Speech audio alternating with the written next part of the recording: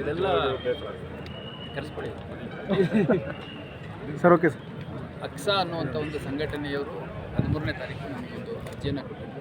24ನೇ ತಾರೀಕು ಶ್ರೀನಗರ ಸರ್ಕಲ್ನಿಂದ DC ಕಚೇರಿಯವರೆಗೂ ಪ್ರತಿಭಟನಾ ರ್ಯಾಲಿಯನ್ನು ಮಾಡ್ತೀವಿ. ಅದಾದಮೇಲೆ 24 ಮತ್ತು 25ರಂದು ಅಹೋರಾತ್ರಿ ಧರಣಿ ಮತ್ತು ಅನಿರ್ದಿಷ್ಟ ಅವಧಿ ಕಾಲ ಪ್ರತಿಭಟನೆ ಮಾಡ್ತೀವಿ ಅಂತ ಅರ್ಜಿಯನ್ನು ಕೊಟ್ಟಿದ್ದೀವಿ.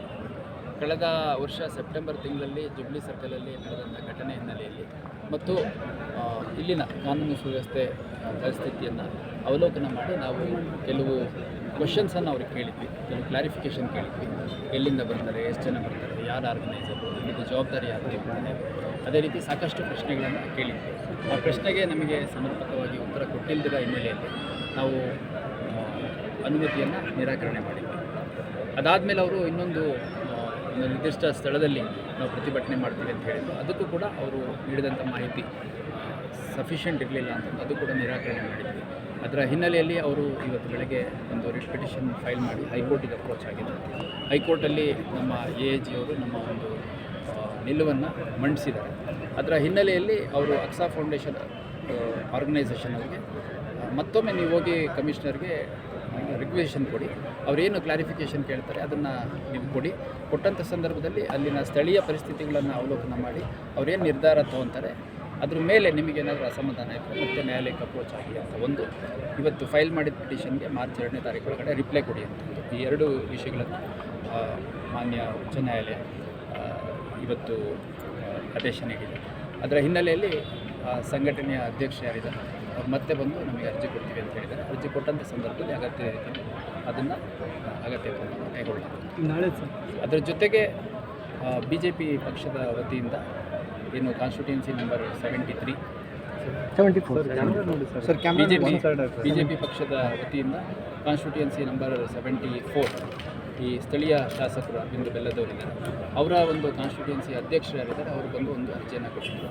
ಇದರಲ್ಲಿ ಪ್ರಮುಖ BJP ಮುಖಂಡರುಗಳು, ಅದರಲ್ಲಿ ಮಾನ್ಯ ಮಾಜಿ ಗೃಹ ಸಚಿವರಾಗಿರುವಂಥ ಅಶೋಕ್ ಅವರು ಮತ್ತು ವಿಧಾನ ಪರಿಷತ್ನಲ್ಲಿ ಲೀಡರ್ ಆಗಿರುವಂತಹ ಚಲವಾದಿ ನಾರಾಯಣಸ್ವಾಮಿ ಅವರು, ಮಾಜಿ ಮುಖ್ಯಮಂತ್ರಿಗಳಾಗಿರುವಂತಹ ಬಸವರಾಜ ಬೊಮ್ಮಾಯಿ ಅವರು ಸೇರಿದಂತೆ ಸ್ಥಳೀಯ ಶಾಸಕರು ಮತ್ತು BJP ಮುಖಂಡರು, BJP ಕಾರ್ಯಕರ್ತರು ಮತ್ತು ವಿದ್ಯಾರ್ಥಿಗಳು ಇವರೆಲ್ಲರೂ ಸೇರಿ ಒಂದು ಪ್ರತಿಭಟನಾ ರ್ಯಾಲಿಯನ್ನು ಮತ್ತು ಒಂದು ವಿದ್ಯಾರ್ಥಿಗಳ ಒಂದು ಪ್ರತಿಭಟನಾ ಸಾರ್ವಜನಿಕ ಕಾರ್ಯಕ್ರಮವನ್ನು ಮಾಡ್ತೀವಿ ಅಂತ ನಮಗೆ ಅರ್ಜಿಯನ್ನು ಕೊಟ್ಟಿದ್ದರು. ಆ ಅರ್ಜಿಗೆ ನಾವು ಸಾಕಷ್ಟು ಪ್ರಶ್ನೆಗಳನ್ನು ಕೇಳಿದ್ದೇವೆ. ಅವರು ಅದಕ್ಕೆ ಉತ್ತರವನ್ನು ಕೂಡ ಕೊಡ್ತಾ ಇದ್ದಾರೆ. ಕೊಟ್ಟಂಥ ಸಂದರ್ಭದಲ್ಲಿ ಅಗತ್ಯ ಕ್ರಮವನ್ನು ಅವರಿಗೆ ಕೈಗೊಳ್ಳಲಿಕ್ಕೆ ಸೂಚನೆ ನೀಡಲಾಗುತ್ತೆ.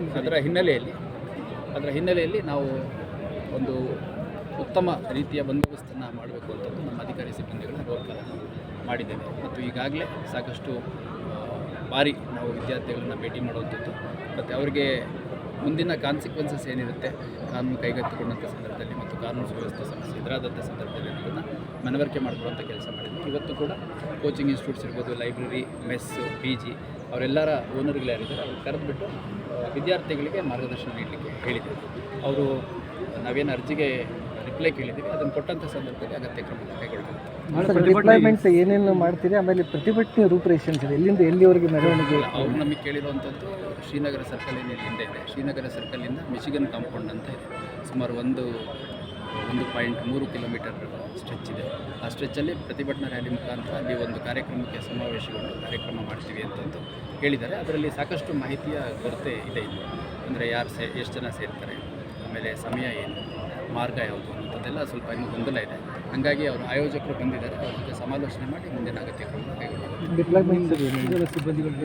ನಮ್ಮ ಸುಮಾರು KSRP, ಹೋಮ್ ಗಾರ್ಡ್ಸು ಮತ್ತು CR ಪಾರ್ಟೀಸು ಜೊತೆಗೆ ನಮ್ಮ traffic, law and order, police station ಎಲ್ಲ ಸೇರಿ ಅಧಿಕಾರಿ ಸಿಬ್ಬಂದಿಗಳು ಒಳಗೊಂಡಂತೆ ಸುಮಾರು 1,500ಕ್ಕಿಂತ ಹೆಚ್ಚು ಜನ ಅಧಿಕಾರಿ ಸಿಬ್ಬಂದಿಗಳನ್ನು ನಾವು ನಿಯೋಜನೆ ಮಾಡ್ಕೊಂಡಿದ್ದೇವೆ.